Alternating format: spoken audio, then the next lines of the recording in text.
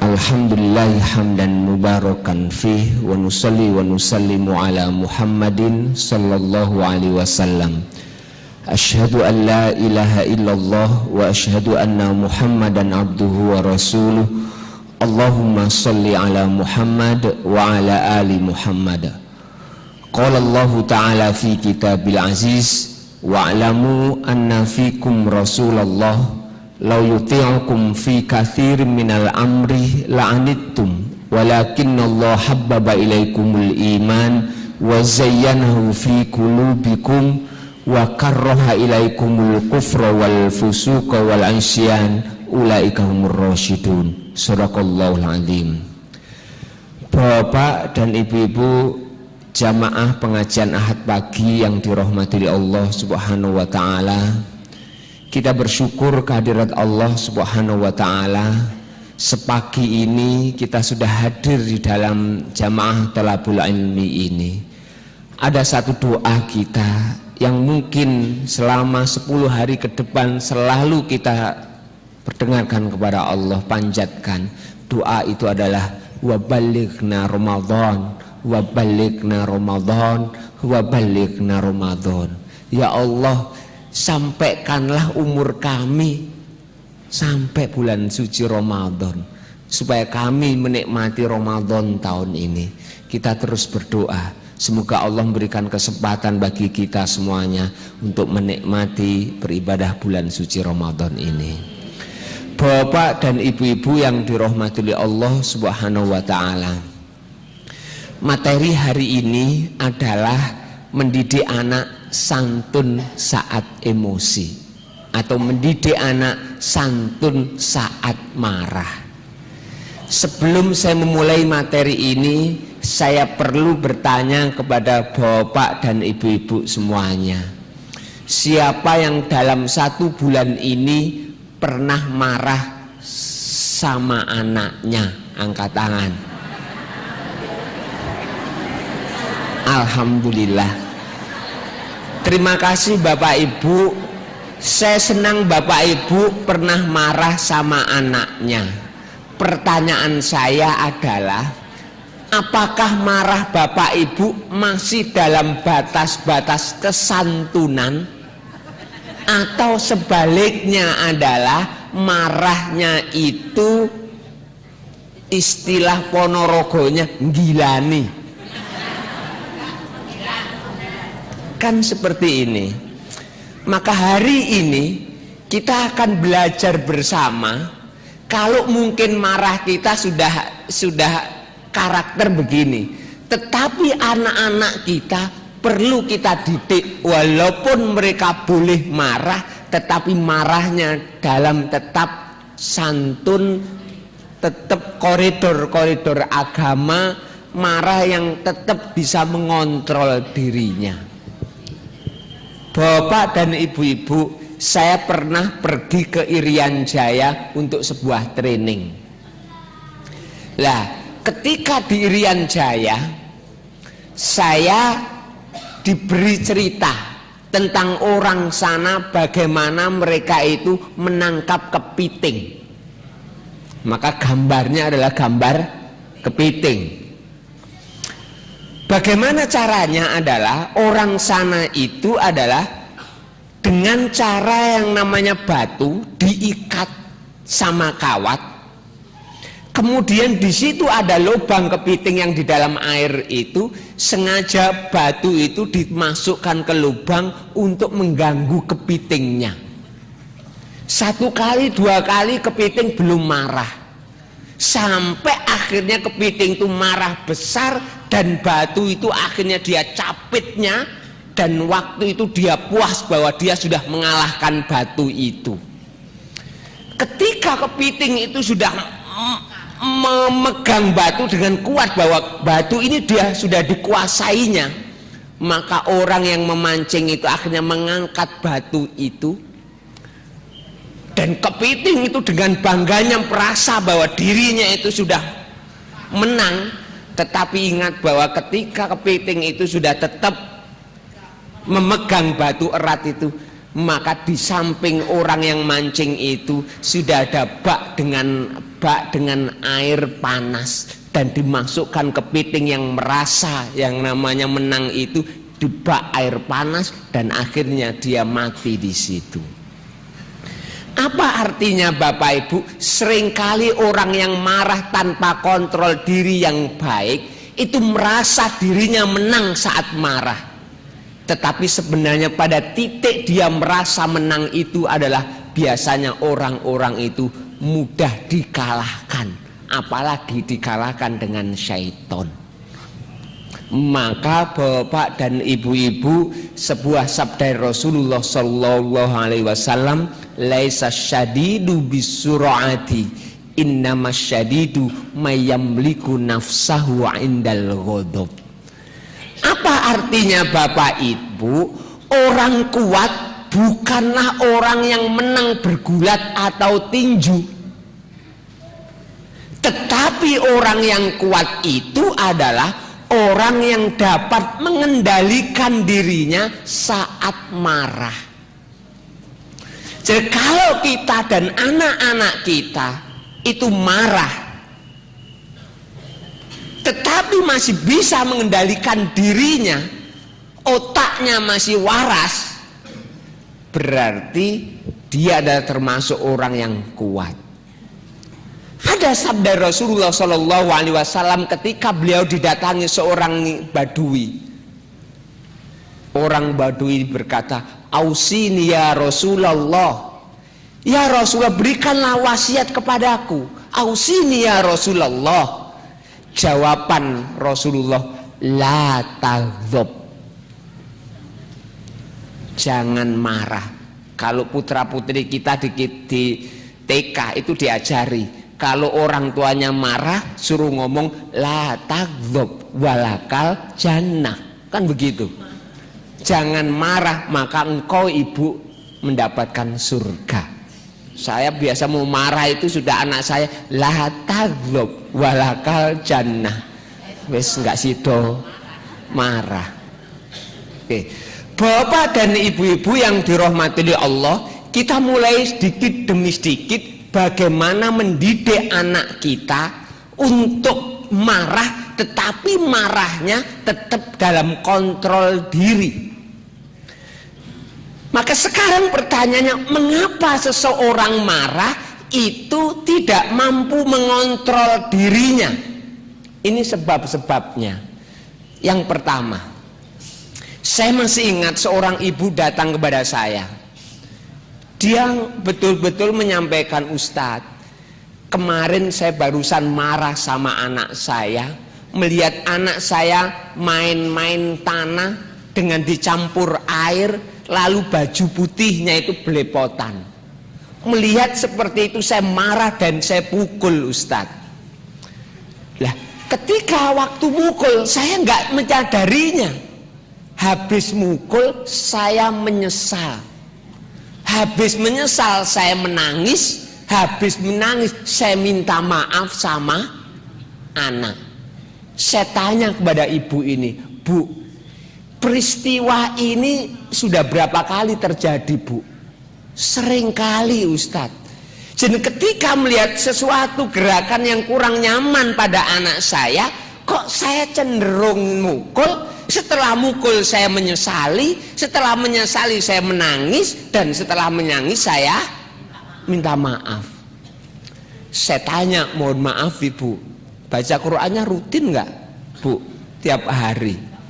Dia bilang, "Rutin Ustadz." "Sholat malamnya rutin nggak?" "Ya nggak terlalu rutin Ustadz, tapi 60-70% tiap minggu saya sholat." "Ya bagus lah." Saya cek apa sampai sebuah fakta bahwa ibu ini ketika kecil dia mendapatkan perlakuan dari orang tuanya dulu persis dengan apa yang dilakukan dia sekarang. Jadi kalau orang tuanya dulu melihat dia, ibu ini melakukan hal atau perilaku yang tidak nyaman dalam hati, cenderung reaksi orang tuanya adalah mukul, dan itu berlangsung bertahun-tahun, dan pada satu titik akhirnya ibu ini secara dalam pikiran bawah sadarnya spontan tanpa mikir dulu, dia mengulangi apa yang dilakukan oleh orang tua dahulu. Artinya Bapak Ibu, kalau kita ini untuk menganalisa kenapa sih seseorang kalau marah nggak bisa mengontrol dirinya, salah satu adalah penyebabnya adalah mereka meniru orang tua. Jika pada orang tua yang lembut saat marah, biasanya tumbuh dan berkembang anak-anak yang juga lembut saat marah. Tetapi pada orang tua yang emosinya meledak-ledak saat marah, biasanya akan tumbuh dari orang tua ini anak-anak ketika emosi itu juga meledak-ledak. Mohon maaf Bapak, kalau ada anak laki-laki SMA, mohon maaf ini, setiap marah dia banting-banting di rumah sesuatu. Dari mana dia belajar Pak? Mungkin dari bapaknya ketika anak ini kecil, melihat bapaknya kalau marah banting-banting sesuatu, dan anak ini akhirnya tumbuh melihat seperti itu ketika SMA. Dia kalau marah juga banting-banting sesuatu. Mohon maaf ini. Kalau ada anak SMP Bu Putri, setiap marah mulutnya comel, nggak bisa mengontrol dirinya, ngomong ngalor ngidul. Dari mana anak SMP ini belajar? Dari ibunya. Ketika anak ini kecil melihat ibunya kalau marah, mulutnya nggak pernah berhenti comel. Dan itulah yang namanya meniru Bapak Ibu.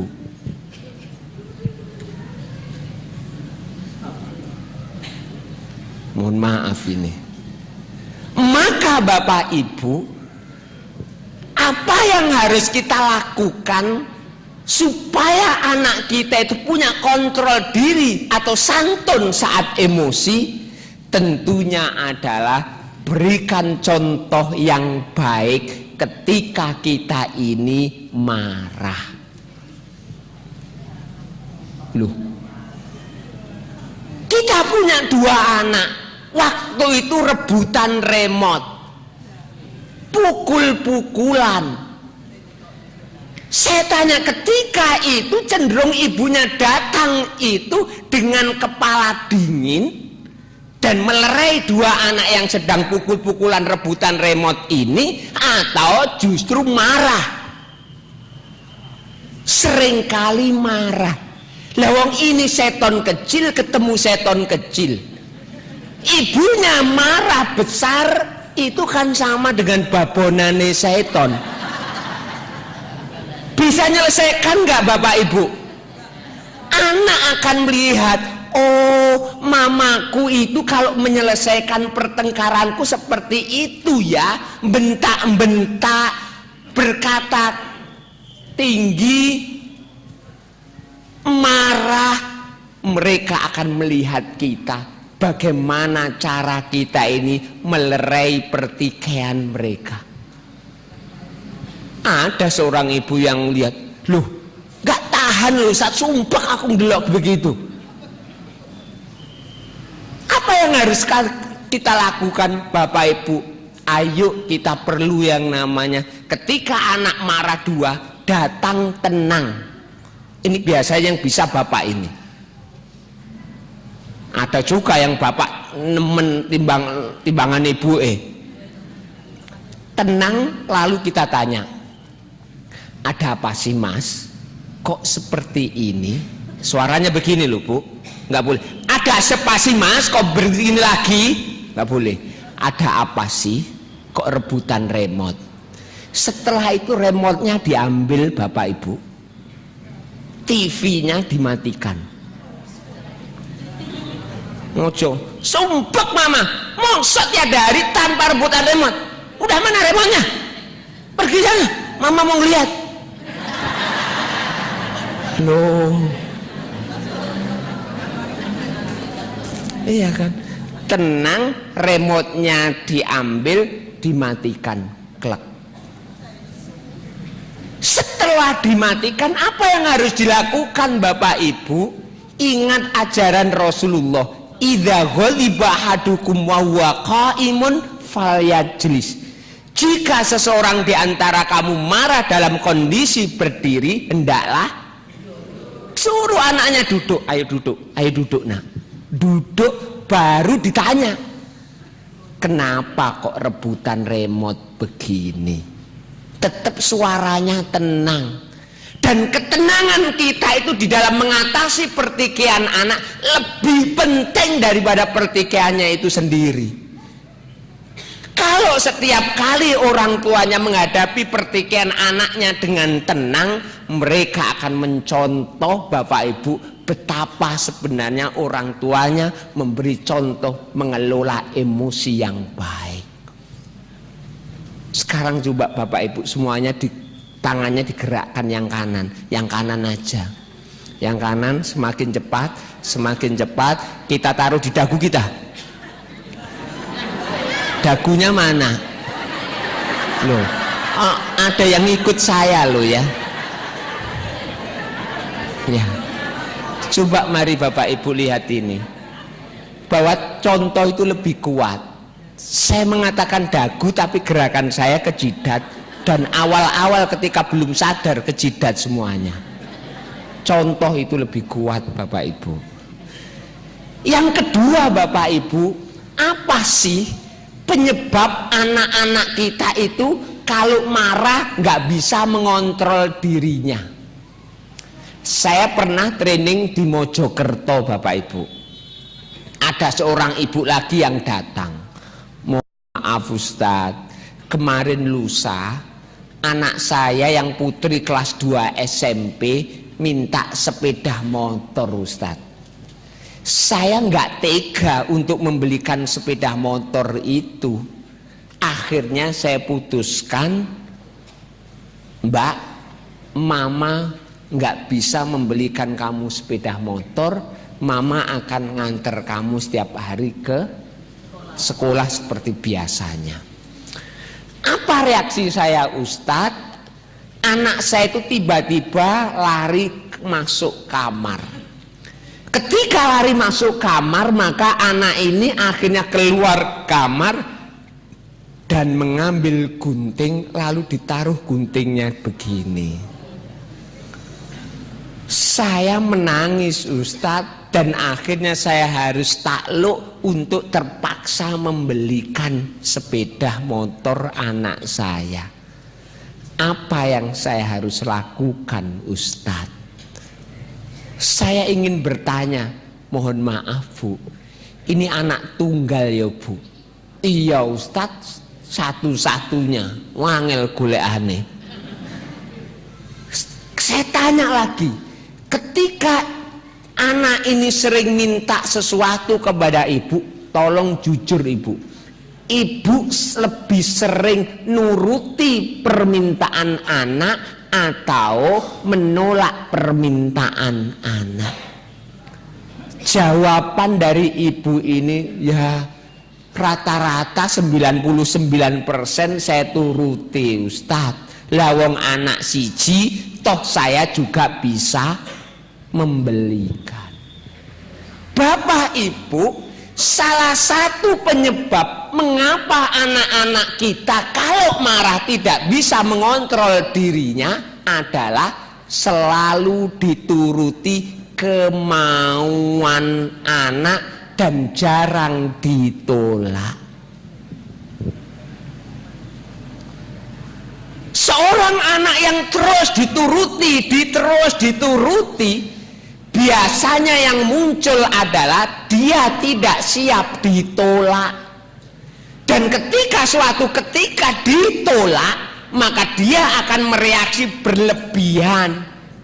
Sementara anak-anak yang proporsional, kadang-kadang diterima permintaannya, kadang-kadang ditolak permintaannya, dia lebih siap untuk menata hati dan pikirannya ketika ditolak dan ketika diterima. Maka saya mohon Bapak Ibu, tolong, walaupun anak tunggal, Walaupun anak ini anak ragil, walaupun anak sing paling ganteng atau yang paling cantik, perlakukan yang sama dan proporsional. Itu adalah demi anak-anak kita sendiri. Ada seorang bapak datang ke saya curhat, Ustadz, anak pertama saya laki-laki, anak kedua laki-laki, anak pertama saya putri, anak kedua putri, anak ketiga laki-laki. Saya stop, mohon maaf Pak. Bapak yang ingin Bapak curhati anak yang nomor 3 kan? Loh, Ustadz kok tahu? Biasanya di situ titik cobaan Bapak Ibu. Pada anak-anak putri pertama kedua mungkin Bapak bisa nolak permintaannya. Tetapi pada anak laki-laki yang ketiga mungkin Bapak Ibu nggak bisa nolak. Dan biasanya anak-anak yang seperti itu adalah anak-anak yang paling kurang mandiri dan paling lemah di keluarga itu. Dicek Bapak Ibu. Loh, kenapa yang namanya seorang bapak atau ibu selalu nuruti permintaannya? Sebenarnya saya nggak mau nuruti loh, tapi anaknya nekat golong-golong dia apa itu? Iya, nendang-nendang di rumah. Loh, saya bilang, loh kenapa? Silakan golong-golong, silakan nendang-nendang di rumah. Toh anak ini masih anak kecil. Kalau dengan gara-gara kita anak itu golong-golong dan nendang-nendang, lalu kita sumpek, akhirnya udah sumpek sini, beli es krim ini. Anda tahu itu menjadi pola dia. Setiap dia melakukan yang namanya tekanan pada dia, pada kita, maka dia akan melakukan gulung-gulung atau nendang-nendang. Dan benar saya pernah melihat seorang anak SMP kelas 3, 15 tahun. Umurnya masih 15 tahun dan berat badannya 105 kilogram. Saya tanya, kok bisa begini Bapak Ibu? Kami nggak bisa menolak permintaannya jika dia itu minta makanan. Lalu kedua orang tua ini datang ke tempat kami. Karena apa? Karena di rumahnya kaca-kaca, di rumahnya pecah semuanya. Karena orang tua ini nggak nuruti permintaan anak ini. Saya tanya, loh Bapak Ibu gak nangis di depan anak? Wallah kami sudah menangis, tapi itu tidak pernah menyentuh hati anak ini. Dan anak ini akhirnya menjadi monster di rumah itu. Gara-gara apa? Gara-gara pada waktu kecil anak ini minta sesuatu, awal-awal ditolak, kemudian golong-golong, nendang-nendang, orang tuanya gak tahan, akhirnya besarnya ketika anak ini dia akan melakukan apapun di rumah. Kalau anak saya minta es krim, padahal kemarin barusan batuk, golong-golong, nangis, tak persilahkan, monggo nak, tak rungok nih. Loh, nggak kasihan? Bapak Ibu saya ingatkan, menangis itu adalah anugerah Allah yang diberikan pada kita manusia. Orang yang masih bisa menangis itu tandanya bahwa dia itu hatinya masih halus. Kenapa kok ada beberapa orang tua nggak siap menghadapi anaknya menangis? Dia golong-golong, monggo nak, tak rekam sekalian. Supaya apa? Kita konsisten. Kalau saya mengatakan tidak, ya tidak. Tapi yang soro itu adalah, yang dihadapi adalah jika di rumah itu ada mbah putrinya atau mbah kakungnya. Itu merusaki acara itu.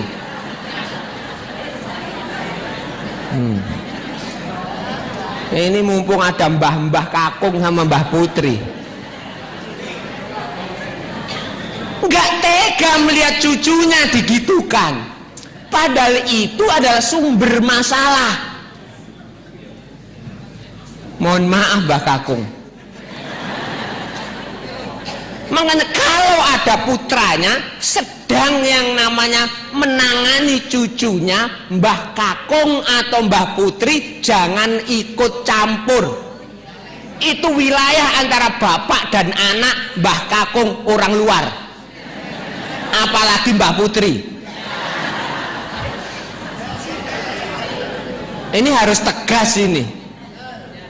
Lah, ketika sudah selesai tenang semuanya, baru izin, Nduk, boleh nggak tak dekati anakmu? Nggih, monggo Mbah. Baru didekati. Loh, anak sedang yang namanya dikelola sama ini, tahu-tahu nggak mesak nih Nduk. Sini, tak tukokne es krim. Selesai masalah. Dan itu sumber malapetaka bahwa anak itu kontrol dirinya lemah. Maka saya mohon Bapak Ibu, ketika kita menginginkan anak-anak kita santun saat emosi, saya mohon bersikap bijaklah di dalam memberi dan menolak permintaan anak. Kita boleh memberi, tetapi juga kita boleh menolak. Bukan berarti gara-gara kita bisa beli lalu kita belikan aja, bukan masalah itu ukurannya. Anak saya SD kelas 6 tahun yang lalu, sekarang SMP. Bibi, aku sudah SD kelas 6. Teman-temanku bawa HP, semua bawa tab, masa aku belum punya. Loh, kalau dipikir apakah saya nggak bisa membelikan HP atau tab? Sorry, saya bisa. Cuma masalahnya adalah geopo. Untuk apa kelas 6 SD? Dia ngomong, loh untuk telepon Bi, untuk SMS. Kalau Abi jemput aku di sekolah, lalu Abi nyari-nyari aku nggak ketemu, aku bisa SMS Bi, aku di bawah menara Bi. Gitu ngomongnya anak saya. Saya nggak kurang akal, Mas. Abi rela keliling tawaf sekolahmu untuk nyari kamu. Lebih sehat dan lebih melangsingkan diri. Saya begitu. Jadinya Bapak Ibu bisa tulis. Ada beberapa syarat yang harus kita lewati sebelum menolak dan menerima permintaan anak. Yang pertama, apakah permintaan itu melanggar syariat atau melanggar aturan? Setengah tahun yang lalu anak saya liburan dari mondok. Tentu saya kasihan sekali, 6 bulan belum pernah pulang. Segala permintaannya kan saya turuti. Suatu hari dia minta, di hari kedua liburannya, Bi, aku boleh minta sesuatu ya Bi? Oh silakan Mas. Bener Abi janji membolehkan. Saya malah curiga kalau ngomong begitu deh. Akhirnya, loh, Abi saya batalkan silahkannya. Kemudian apa Mas? Abi nggak boleh ini. Sampaikan dulu, Abi nanti akan putuskan. Akhirnya gini loh Bi, badanku itu kan lebih tinggi dari badannya Umi kan Bi. Kakiku juga lebih panjang. Sehingga kalau aku naik sepeda motor Mio Bi, mohon maaf yang beat gak tak sebut ya, itu kan jagangnya bisa cek. Mosobi aku nggak diberi izin untuk apa ini naik sepeda motor kelas 1 SMP. Mendengar permintaan seperti itu, akhirnya saya ngomong, mohon maaf Mas, jika Abi membolehkan kamu untuk naik sepeda motor itu, tolong dijawab sendiri Mas. Adakah aturan-aturan atau syariat yang Abi harus langgar gara-gara membolehkan kamu itu? Wes, anaknya ngeruang, Bibi, gak boleh lagi, 6 bulan gak pulang. Loh, tolong jawab dulu Mas, Ada nggak aturan yang Abi langgar? Ya jelas ada, Bi. Aturan apa? Lah itu lalu lintas kan nggak boleh kalau belum punya SIM. Kamu sudah tahu sendiri, dan keputusannya Abi sesuai dengan jawaban kamu. Jadi yang pertama adalah Bapak Ibu, adakah syariat atau aturan yang dilanggar ketika kita itu menerima atau menolak permintaan anak? Bukan masalah sayang, saya sayang Bu, 6 bulan gak ketemu anak. Yang nomor 2 Bu, Bapak, ketika anak minta sesuatu, tolong direnungkan, apakah anak ini membutuhkan terhadap sesuatu itu. Jadi kalau anak saya minta HP, saya harus menimbang-nimbang, apakah anak ini butuh HP atau tidak.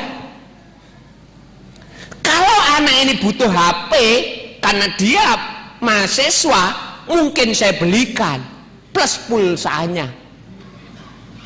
Tetapi kalau anak SD, paling pol HP itu hanya untuk telepon, betul? Paling pol HP itu hanya untuk game. Dan apa itu kebutuhan mendasar anak-anak itu? Tidak. Dan saya tolak. Alhamdulillah sampai kelas 6 lulus gak dapat HP. Mondok nambah nemen gak ono HP lagi. Itu berdasarkan kebutuhan. Yang ketiga Bapak Ibu, ketika kita memberikan apapun yang diminta oleh anak, pertimbangkan. Apa itu? Jangan memberikannya begitu mudah tanpa syarat, istilahnya gratisan. Loh, anakku minta B, aku minta sepatu futsal ya. Saya tanya, loh, kenapa kamu minta sepatu futsal, Mas? Dia jawab, saya ikut ekstra futsal di rumah. Saya bilang kepada anak saya, loh, di sekolah ada ekstra futsal? Ada. Oke, anak ini butuh, tetapi saya tidak pernah langsung hari ini minta, besok saya belikan. Begitu mudahnya hidup ini. Saya sampaikan, Mas, tolong tunjukkan selama 1 minggu ini perilaku baik kamu apa yang kita sepakati.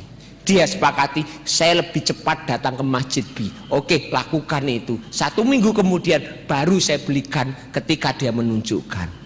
Apa artinya Bapak Ibu? Anak pun juga perlu belajar bahwa apa yang dia terima dari orang lain atau dari orang tuanya bukan begitu mudahnya kita berikan, tetapi harus ada perjuangan-perjuangan. Sehingga anak menganggap hidup itu juga perjuangan. Kata kuncinya begini Bapak Ibu, anak-anak yang terlalu mudah menerima sesuatu biasanya kurang menghargai sesuatu itu. Saya ulang lagi, pada anak-anak yang begitu mudah mendapatkan sesuatu, biasanya dia kurang menghargai sesuatu itu. Maka disinilah. Oke, selanjutnya Bapak Ibu, kenapa yang namanya kita ini dan anak-anak kita ini kalau marah tanpa ada kontrol? Saya sampaikan, ada banyak sekali orang tua dan kakek nenek gak siap melihat cucunya dan anaknya nangis. Loh, reaksinya apa? Ketika anak minta sesuatu nangis, gak tahan, orang tuanya langsung memberi. Atau kebalikannya, mohon maaf Bapak Ibu, ini terutama bapak, anaknya menangis minta sesuatu, sumpek akhirnya, ayo nangis oh, nangis oh. Ada nggak seperti itu? Kalau ibu nggak mungkin begitu, kecuali ibu yang single parent itu. Pak, saya ingatkan, anak-anak yang ketika dia marah menyakiti dirinya, memukul tubuhnya, kepalanya ke mana ini? Membentur-bentur. Salah satu penyebabnya adalah anak ini ketika mau nangis maka ditolak oleh orang tuanya, dibentak untuk berhenti. Akhirnya reaksinya adalah karena dia tidak punya itu, akhirnya dia pukul dirinya, dia kepalanya dia pukul-pukulkan ke ini, menyakiti dirinya. Maka saya mohon Bapak Ibu, siaplah kita ini menerima anak-anak kita menangis. Maka saya mohon Bapak Ibu, siaplah kita ini menerima anak-anak kita menangis.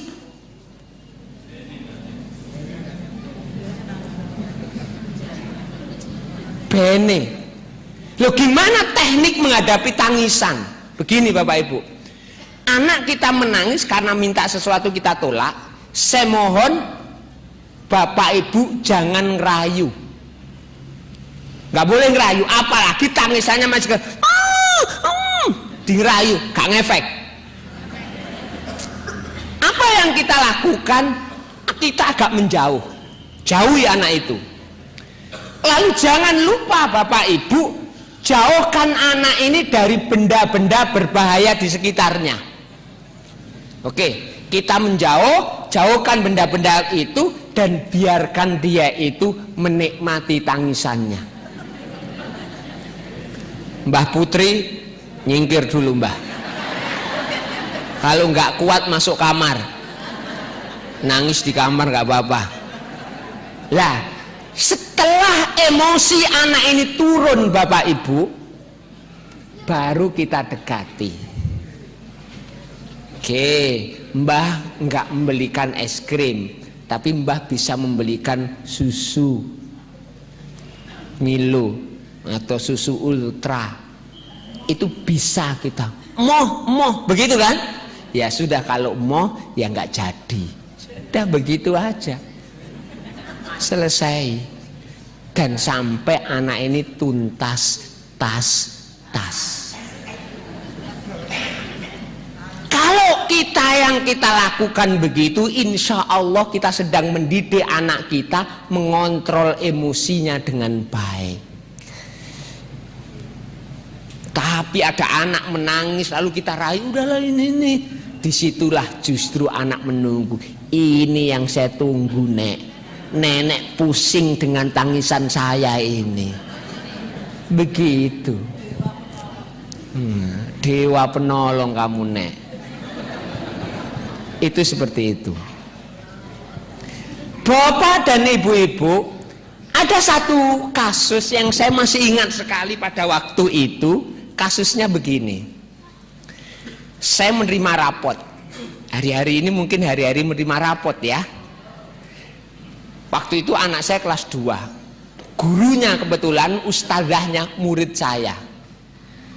Setelah menerima rapot selesai, ustadzahnya ngomong, Pak Jinan, tolong diem sejenak Pak Jinan, jangan cepat-cepat apa itu pulang. Saya diem aja sama anak saya. Lalu ditunjukkan, Pak Jinan, di kelas Ananda Faruk ini ada 6 anak yang nggak tuntas belajarnya. 5 anak nggak tuntas gara-gara umurnya mepet, terlalu muda. 1 anak yang nggak tuntas adalah gara-gara anak ini nggak mandiri, pola asuhnya salah dari orang tuanya. Saya tanya, pola asuh yang gimana? Anak ini kalau pada waktu kecil, kalau pagi hari dititipkan ke budenya yang kebetulan nggak punya anak. Anda bayangkan itu. Lalu sore hari jam 4 ketika ibunya pulang dari kerja, bapaknya dikembalikan ke orang tuanya. Anak ini menerima perlakuan asuh yang sangat berbeda. Di budenya apapun yang dia minta selalu dituruti, sementara di ibunya yang kebetulan seorang pendidik selalu ditolak permintaannya. Pada saat anak ini mengalami pertikaian dari orang tuanya, anak ini larinya ke budenya. Dan Anda tahu Bapak Ibu, akibat anak ini nggak pernah mandiri, dan kalau marah nggak bisa mengontrol dirinya, dia akan mencari titik-titik yang mudah dia mintai tolong. Jadinya Bapak Ibu harus ada pola asuh yang sama. Terutama Bapak Ibu yang ada di rumah dengan nenek dan kakeknya, harus disepakati mana makanan yang boleh dibeli dan mana makanan yang nggak boleh. Itu harus kesepakatan, sehingga keputusan kakek nenek sama dengan keputusan orang tuanya. Nggak selalu kakek nenek salah, kadang-kadang wong tuane ya terlalu nemen. Ini pola asuh, mumpung di sini duduk plek antara kakek nenek sama orang tuanya, lalu apa sih keinginan untuk cucu ini, mana yang boleh dan mana yang tidak boleh. Kasihan cucu kita, kita sayang, tapi bentuk sayangnya itu adalah nggak pernah yang menolak permintaan cucu, akhirnya cucu yang menjadi korban.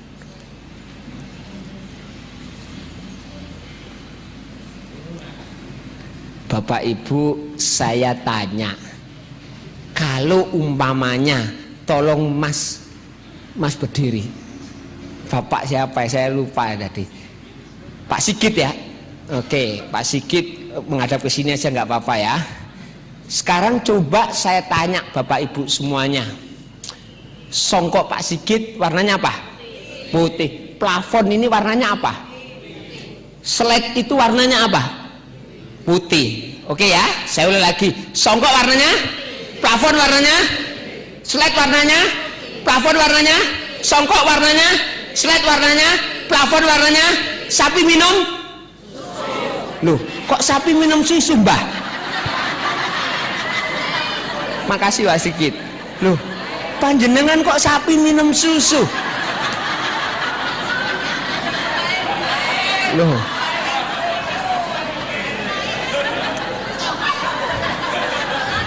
ini sapi mewah di Kediri ini, kok sapi minum susu itu loh. Saya tanya, yang banyak salah ibu-ibu atau bapak-bapak? Ibu-ibu. Yang sering keprucut itu ibu-ibu. Ya bapak ada. Apa artinya? Orang marah itu seperti itu, keprucut gak mikir. Betul? Betul gak? Gak ada marah itu saya tak marah dulu, gak ono. Sehingga ketika saya ini putih sampai tak jelungup nih, sapi minum susu. Itu seperti orang marah itu seperti itu Bapak Ibu. Sekarang coba saya cek lagi. Siap ini? Siap tak jelungup nih? Oke, saya tanya, kopiah saya warnanya? Rambut? Kopiah? Rambut? Kopiah? Rambut? Kelawar tidur pada waktu?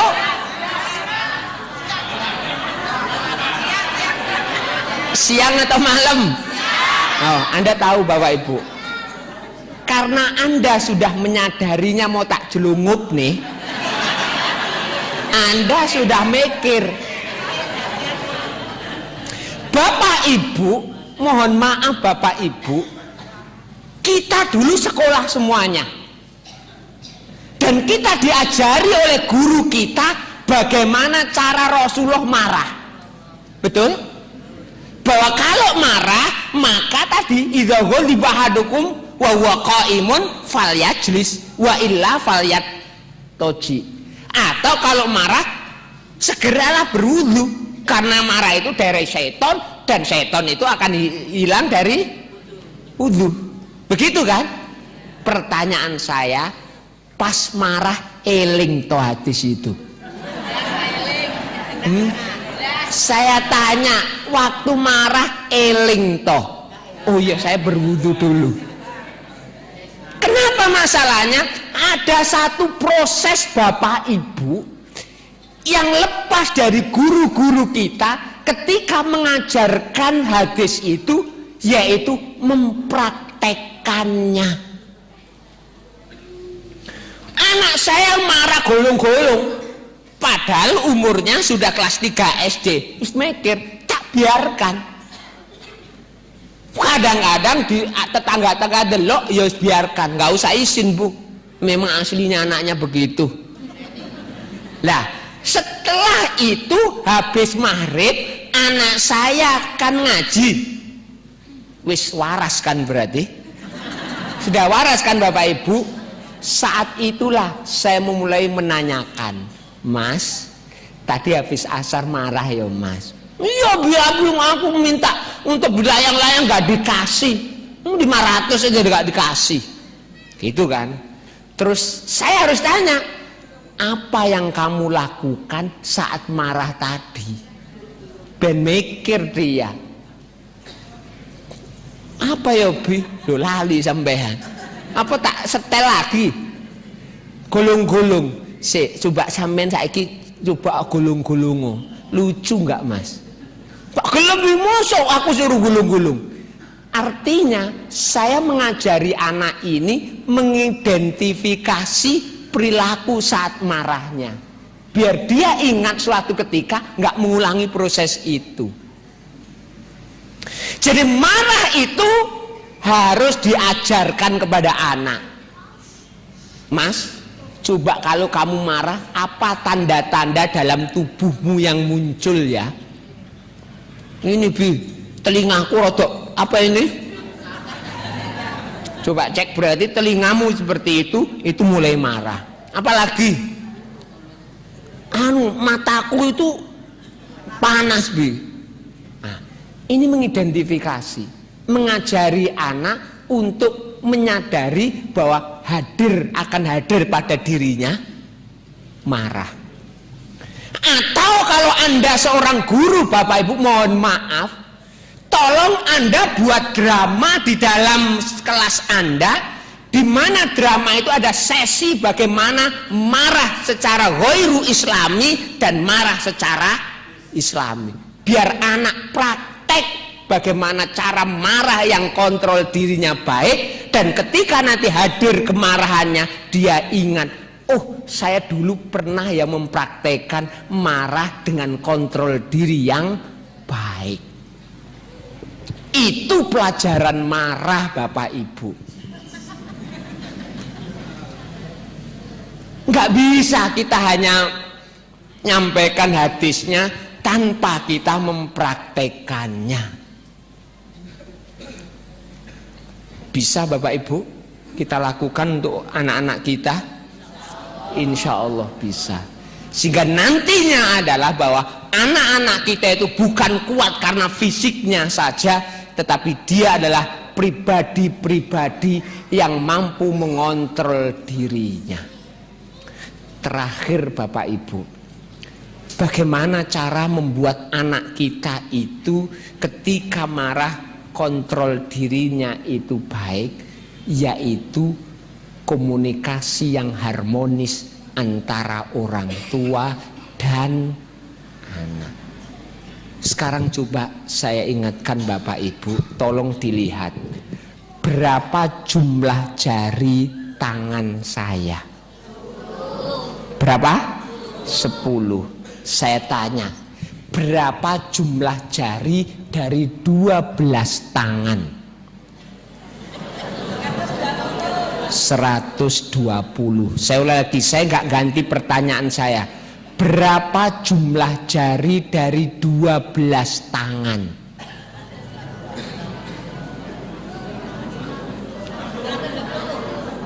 Ibunya masih 120 Pak. Saya ulang lagi, berapa jumlah jari dari 12 tangan? 60. Tadi 120 kondi Bu. Itu namanya ngabruan, nggak mikir, spontan. Melihat perilaku anak yang kurang cocok dengan hati kita, supaya kontrol diri anak baik, hindari langsung ngabruk. Bis kontrol.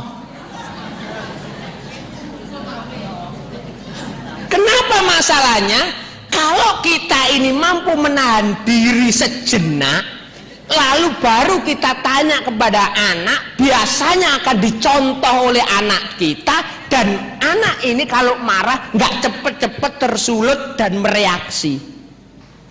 Tapi kalau kita ini setiap anak melihat gini sejenak nggak cocok, langsung ya Allah Mas, apa gak dirungokne sih? Kuping atau centelan? Sudah ngabruk akhirnya. Komunikasi yang kurang harmonis. Hindari ini. Mungkin bapak lebih mudah, tetapi ibu agak sulit ini. Agak sulit. Spontannya itu lebih cepat perasaan yang muncul. Saya masih ingat, dan seingat saya sudah saya ceritakan di sini. Yang berkaitan dengan itu Bapak Ibu. Begini ceritanya. Saya dan keluarga saya alhamdulillah bisa membeli meja makan setelah 12 tahun menikah. Sawi ini tuku meja makan aja. Bundar dari kaca, mahal Bu. Lah setelah 2 bulan kami pakai meja makan itu, suatu hari saya dan ketiga anak saya sama istri saya makan sama-sama. Lah, waktu menikmati makannya, kok anak pertama saya nggudo adike. Dari belakang itu njawil. Adiknya marah, "Sopo iki?" Diem aja. Diulang lagi. "Sopo sih iki?" Diem. Sampai ketiga ketahuan kakaknya. Adiknya marah, bales, mukul kakaknya. Loh, kakaknya dengan kursinya begitu mudahnya ngeles. Emosi anak ini, mukul lagi, ngeles lagi. Yang ketiga nggak bisa ditahan, dengan membawa sendok, maka dia setengah melemparkan yang namanya sendok itu dan mengenai pinggiran meja kaca itu. Gempil.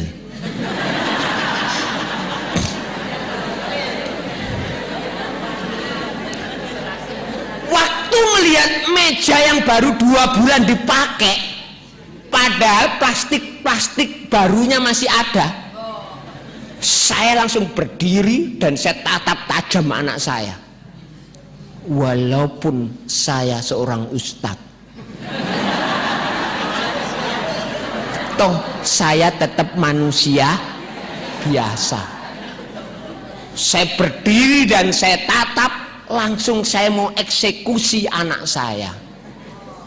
Dan ketika mau saya eksekusi itu, subhanallah, Allah mengingatkan sabda Rasulnya, janganlah kamu memarahi seseorang yang memecahkan bejana, karena bejana itu mempunyai ajal seperti ajalmu.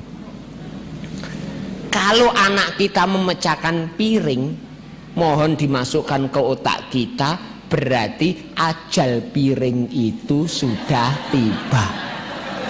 Gitu kan Pak ya? Ingat hadis itu, balik saya. Balik kanan, masuk kamar, duduk di tempat tidur, tarik nafas panjang. Saya nggak berani lihat cermin, ketok eleke. Dan ketika tenang, saya baru keluar dan saya datangi anak laki-laki yang ketiga saya ini, apakah anak ini lepas dari yang namanya hukuman? Tidak. Sang aturan harus tetap dijalankan. Dan saya bilang, adik, kamu sudah memecahkan meja ini, tolong kamu duduk di kursi tenang itu. Dan dia duduk. Saya tanya kepada bapak ibu, sama atau tidak ketika anak memecahkan langsung saya eksekusi, dengan ketika anak memecahkan saya ambil jeda dan menenangkan diri baru saya eksekusi, sama atau tidak? Tidak.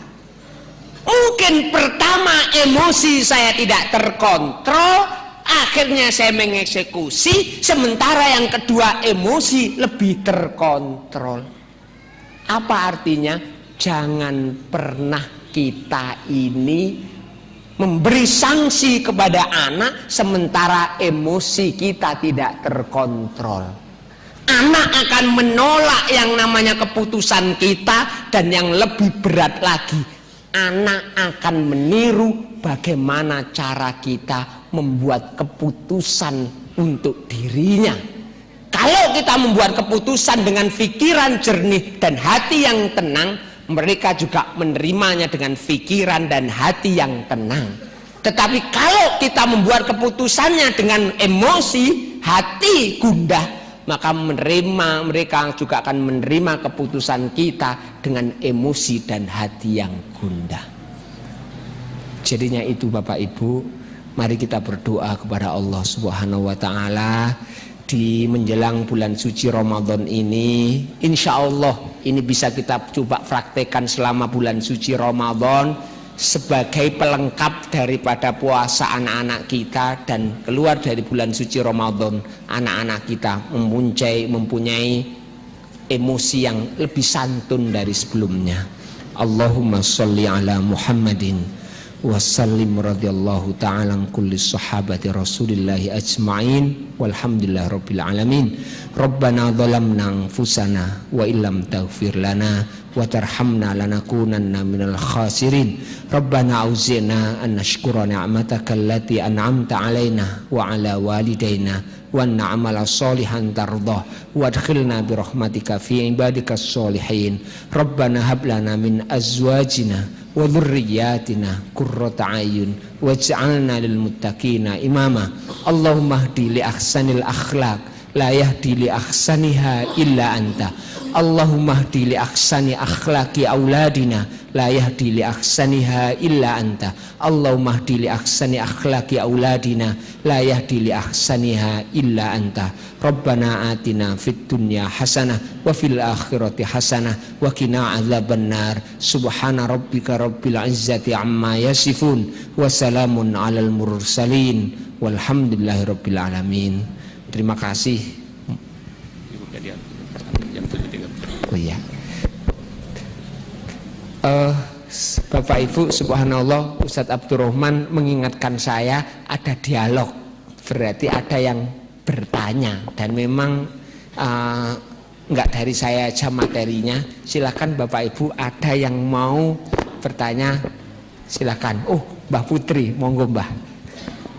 Ya, ini seperti ibu saya di Ponorogo. Assalamualaikum warahmatullahi wabarakatuh. Waalaikumsalam warahmatullahi wabarakatuh. Tadi dikatakan bahwa sifat ibu adalah ngabruan, katakan begitu ya Pak, ngabruk. Oh iya Bu, ya. Nah itu pembawaan alam apa, dalam arti kodrat ilahi kah, atau sesuatu yang mungkin juga bisa kita kendalikan? Ya. Demikian pertanyaan kami. Wassalamualaikum warahmatullahi wabarakatuh. Waalaikumsalam warahmatullahi wabarakatuh. Bapak Ibu, apa itu kodrat? Tidak Bapak Ibu, itu adalah sifat yang bisa kita hindari atau kita dekati. Seorang ibu yang lebih dewasa, seorang ibu yang dekat dengan Tuhannya, seorang ibu yang sering membaca Al-Quran, tentunya dia akan jauh lebih yang namanya tenang menghadapi sikap-sikap itu. Bukan hanya ibu aja yang ngabruan, bapak pun juga ngabruan.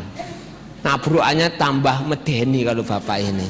Sekali ngabruan langsung. Jadinya bagaimana untuk menghindari itu? Ya tentunya kita terus mendekatkan diri kepada Allah. Dan yang kedua Bapak Ibu, ayo fahami bahwa ketika anak-anak kita bertikai, saya mohon saya ulang lagi, anak-anak kita bertikai itu adalah normal. Saya malah gundah gulana jika dalam 1 minggu ini ketiga anak saya nggak bertengkar. Loh, kenapa nggak bertengkar? Karena saya sediakan 3 televisi. Punya 1 televisi di rumah, punya 1 laptop di rumah, itu indah. Kenapa? Anak belajar untuk sharing, anak belajar untuk menahan diri, menunggu saudaranya, anak belajar untuk mengatur waktu-waktu masing-masing anak. Ada banyak ibu atau bapak yang sumpek anaknya rebutan sumpek. Udah mah, belikannya laptop satu-satu. Selesai. Nggak ada sharing, nggak ada pernah belajar untuk dia itu memahami apa keinginan saudaranya, dan hilanglah dari itu. Maka Bapak Ibu, kadang-kadang ketika anak kita bertikai, mikirnya jangan sumpeknya. Mikirnya begini, ini saatnya saya mengajari mereka bertikai secara islami. Begitu mikirnya. Kalau anak nggak pernah bertikai, nggak ada kesempatan kita ngajari bagaimana mereka itu bertikai. Insya Allah anaknya yang sering bertikai pahalanya lebih banyak. Asal ikhlas menerimanya. Lek gak ikhlas, dosane luweh. Oke. Gitu mbuh, nggih. Ada lagi mungkin? Ada lagi ibu yang Oh ya, ini Pak Sigit. Ya, terima kasih Bu. Assalamualaikum warahmatullahi wabarakatuh. Waalaikumsalam warahmatullahi wabarakatuh. Saya punya anak dua. Yang pertama itu SD kelas 5, yang kedua SD kelas 1. Ya. Itu setiap hari Ustadz bertengkar terus. Ya mengenai itu TV remote juga. Nah seperti yang Ustadz katakan tadi, kalau anak saya itu bertengkar remote, itu saya kasih tahu itu, apalagi saya matiin, dia pasti marah. Ya. Pasti saya yang dimarahin. Ya. Itu terus. Yang keduanya, kalau saya itu misalkan adiknya yang misalkan bertengkar itu saya lindungi gitu nggih, karena kan saya kira kalau emasnya itu harus mengalah karena adiknya belum mengerti. Itu katanya saya itu pilih kasih gitu loh. Jadi saya bingung di sini, apa yang harus saya lakukan? Kadang satu sedih gitu loh. Nah sekarang ini yang saya pikirkan itu, dengan anak-anak sekarang itu saya takut Ustadz. Saya takut dengan keadaan anak yang sekarang ini gitu loh. Bagaimana sebagai orang tua ini kami mencikapi hal itu. Sekian. Assalamualaikum warahmatullahi wabarakatuh. Assalamualaikum warahmatullahi wabarakatuh. Terima kasih Bapak Ibu. Ini alhamdulillah anaknya sudah 2. Bu, kalau ibu punya 1 anak itu lebih rumit Bu. Tengkarnya bukan dengan antar anak, tetapi anak dengan ibu. Tetap dia cari musuh. Iya, jadinya begini. Ini saya lanjutkan. Jadi ketika anak tadi kita suruh duduk, 2 anak yang rebutan remote tadi duduk, kita tanya, Mas, kenapa kok tadi pukul-pukulan? Itu lebih, adik sudah lebih dari setengah jam lihat TV. Saya nggak tahan nunggu itu, mosok 15 menit nunggu adik. Oke, ada lagi nggak? Adiknya itu lebih, Mas ganti channel tanpa izin, aku padahal waktuku. Sudah kan? Lalu kita putuskan, Bismillahirrahmanirrahim, berdasarkan saya tenang Bu dulu toh, saya jadi gak tenang ini. Berdasarkan yang namanya informasi, maka mama putuskan Bismillahirrahmanirrahim, remote ini waktunya adik tapi cuma 10 menit. Kakaknya ngeroeng nggak? Ngeroeng nggak? Wallah, kalau kakaknya nggak ngeroeng, gak normal arek iki. Ngeroeng kan? Yang dimusuhkan kita kan? Saya ingatkan Bu, tetap konsisten pada keputusan.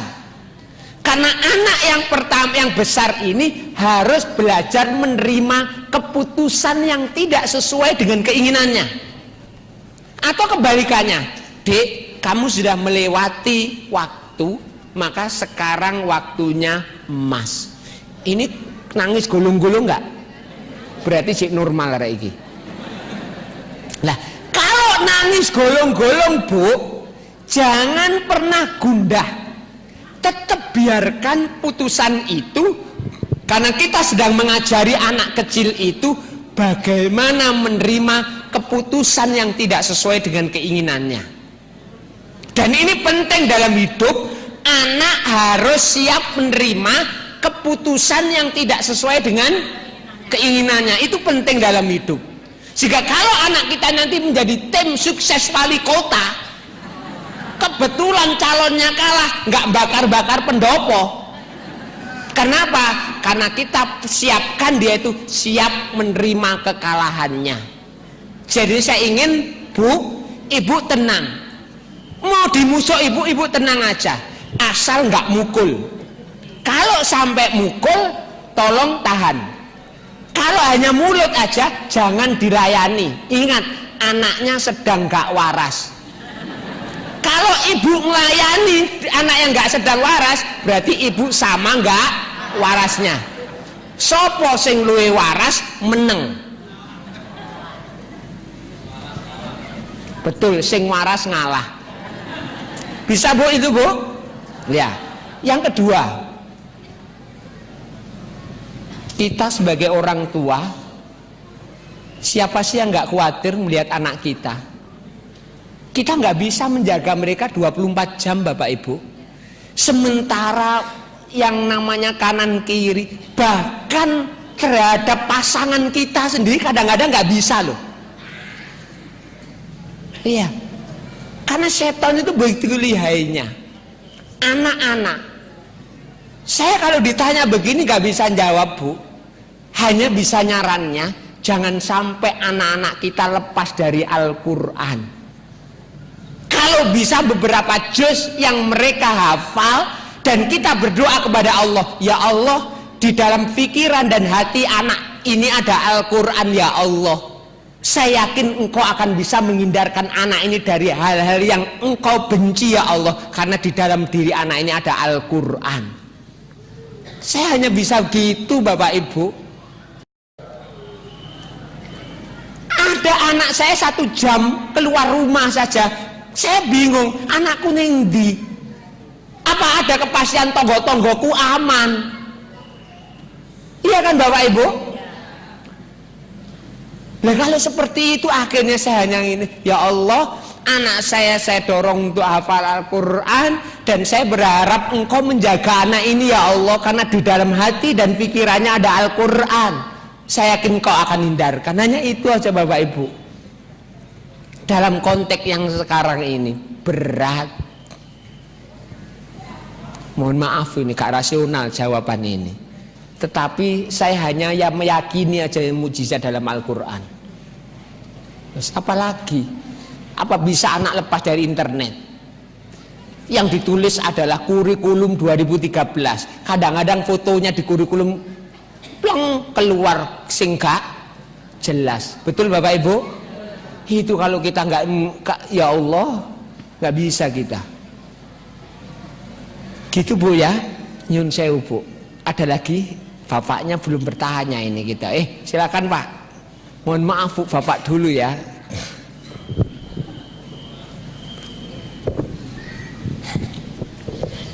Assalamualaikum warahmatullahi wabarakatuh. Waalaikumsalam warahmatullahi wabarakatuh.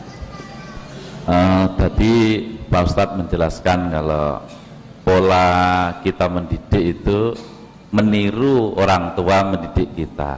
Betul, Pak. Dan ketika saya merasa ketika masih anak-anak dulu termasuk yang taat sama orang tua, ketika disuruh ya langsung mengerjakan. Betul. Nah, pada saat ini yang saya alami adalah ketika saya menyuruh anak-anak saya seringkali tidak langsung mau melaksanakan, mengolor-ngolor waktu, walaupun nantinya juga akan dilaksanakan, sehingga di Iya. sini memancing orang tua sering emosi, Pak Ustadz. Betul, Pak. Pengennya ya ketika saya menyuruh ya cepat dilaksanakan.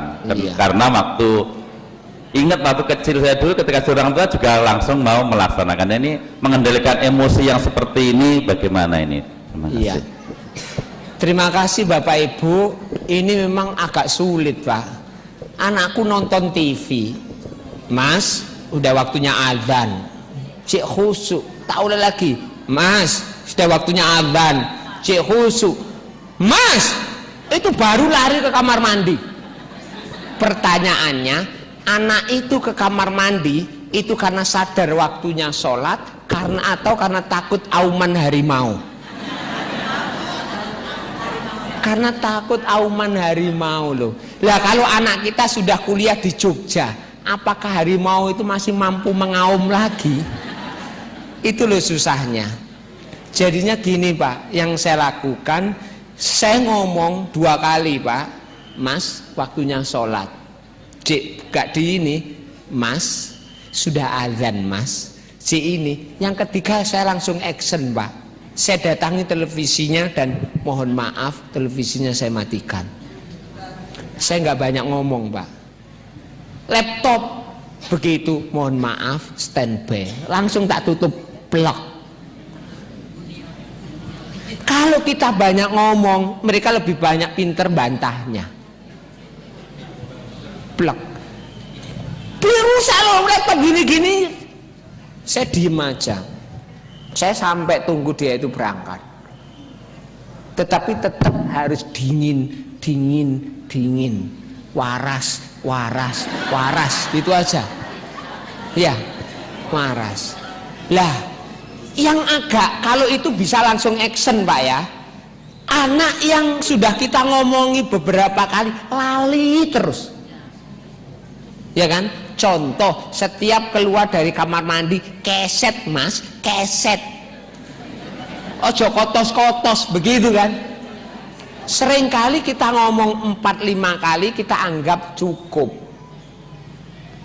Lalu, ya Allah Mas, ini ke-6 kali loh. Apa nunggu mulutnya mama itu berbusa ngomongi kamu itu? Saya ingatkan, nggak cukup Pak.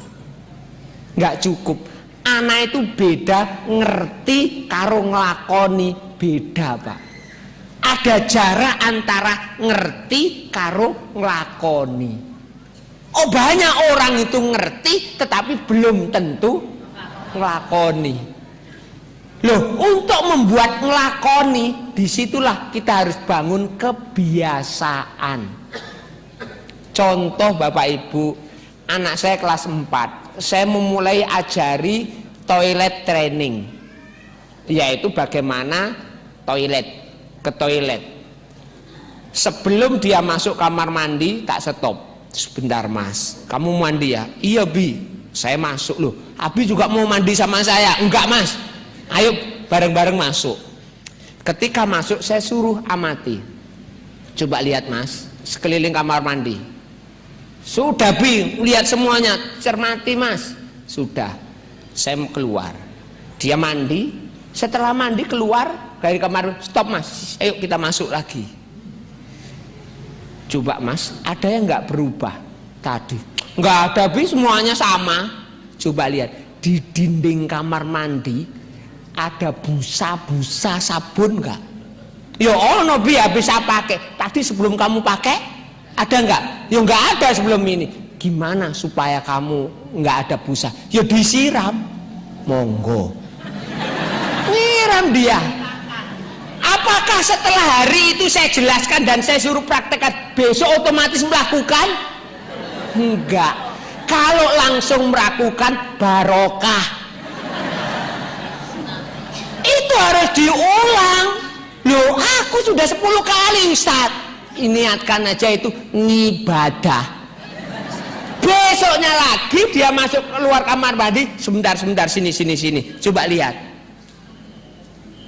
Kebetulan dieling dia nyirami. Loh, lihat Bi, lihat. Dindingnya itu bersih kan? Eling dia. Ya saya bilang alhamdulillah, makasih Mas, top markotop itu. Cuma lantainya Mas kok ada warna hijau ini apa, Mas?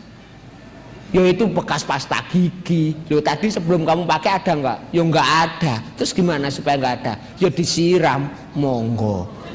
Terus proses ini 30 hari seperti puasa Bapak Ibu. 30 hari kita ulang sampai anak itu kalau keluar kamar mandi otomatis dia mikir, apa yang belum saya lakukan ya? Oh nyiram ini, apa yang berbeda dari pasta giginya kok berubah tempatnya, sikat giginya kok tempatnya berubah. Itu sudah otomatis setelah 30 hari baru kita hanya ingatkan sesekali. Jadinya gitu Pak. Ya, Bapak termasuk ayahku jarang pulang nggak? Di rumah kan? Berarti Bapak bisa mengawal itu. Dan saya termasuk orang yang hampir setiap bulan mesti ada satu hal yang dikawal pada ini. Hal-hal yang kecil, keluar dari kamar mandi keset supaya najisnya enggak kalau masih ada ini. Terus juga yang kecil-kecil aja. Kemudian masuk yang namanya kamar harus ketuk pintu dulu, tok-tok. Itu diurus ibu-ibu. Enggak ngerocok ae. Itu kalau kita urus yang kecil-kecil dan kita biasakan, itu akan menjadi habit. Habit itu akan menjadi karakter atau akhlak yang terus menerus. Saya ingatkan, ngerti beda dengan ngelakoni. Orang mungkin banyak yang ngerti, tapi belum tentu mereka itu ngelakoni. Mohon maaf Pak ya. Oke. Ada lagi satu terakhir, tak jawab pendek. Ada? Silahkan. Ya, makasih Bu.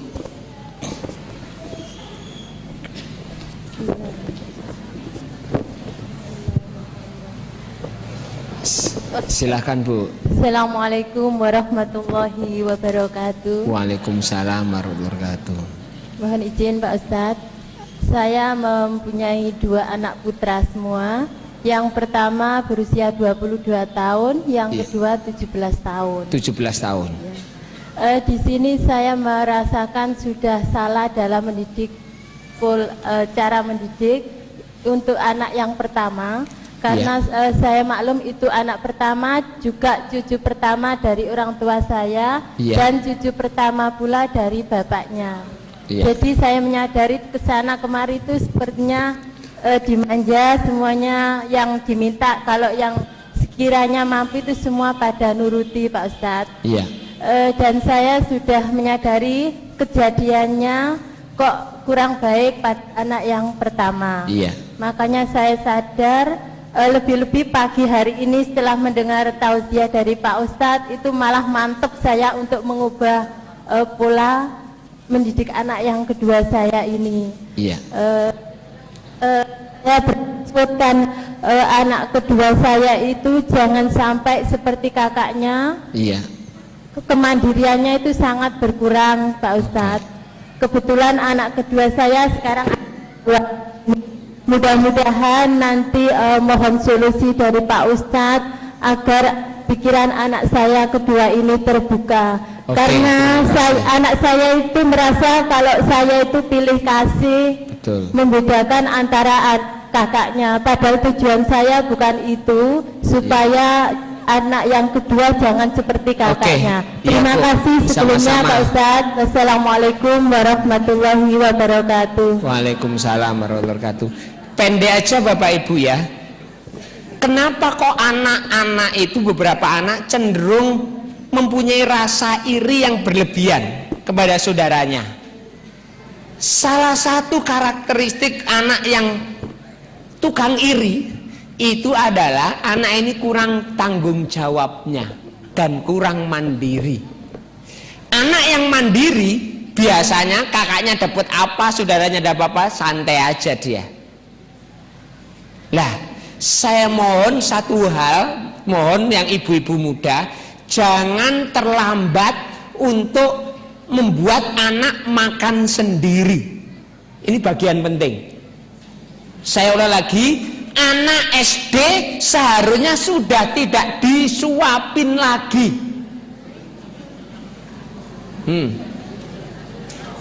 Banyak yang cerita ibu-ibu nih, putuku cek anu. Kenapa? Itu nanti berdampak pada kemandirian yang lain. Loh gimana caranya? Ya latihannya makan sendiri, jangan pagi hari. Pagi hari itu waktunya sempit, kalau makan sendiri tentunya anak cenderung terlambat. Ambil siang hari atau sore hari ketika waktunya panjang, biarkan anak makan sendiri, cecer-cecer juga harus biarkan. Jangan disuapin, maka insya Allah anak itu akan mandiri. Lah bagi ibu yang umurnya 22 tahun sama 17 tahun, tentunya formatnya beda. Minimal gini Bu, kalau hal-hal yang berhubungan dengan anak, jangan sampai ibu yang namanya urus. Contoh, anak ini bawa sepeda motor, lalu urusan sepeda motor aja ibu ngurus, nggak boleh. Artinya maksudnya adalah bensinnya ditanya, bensinnya gimana? Hati-hati nanti bensinnya habis, itu jangan ngurus. Wis mau dia bobrok dia biarin. Dia harus belajar itu. Yang kedua, kamarnya jangan disentuh lagi Bu. Biar dia yang membereskan. Itu tugas kemandirian dia. Sehingga ketika nanti menikah, anak ibu siap dan tidak gantung nih bojone. Bojone dadi babu anak ibu nanti kalau dibiarkan terus. Gitu ya Bu ya. Saya kira itu, mohon maaf Bapak Ibu, terakhir kalinya mohon doa Bapak Ibu, mohon doa dari Bapak Ibu, kami dan semua tim keluarga kami, semoga dengan dakwah seperti ini kami mendapatkan barokah semuanya.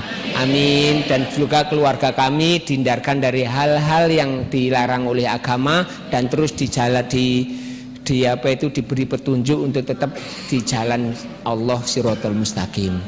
Mohon maaf Bapak Ibu, terima kasih. Assalamualaikum warahmatullahi wabarakatuh.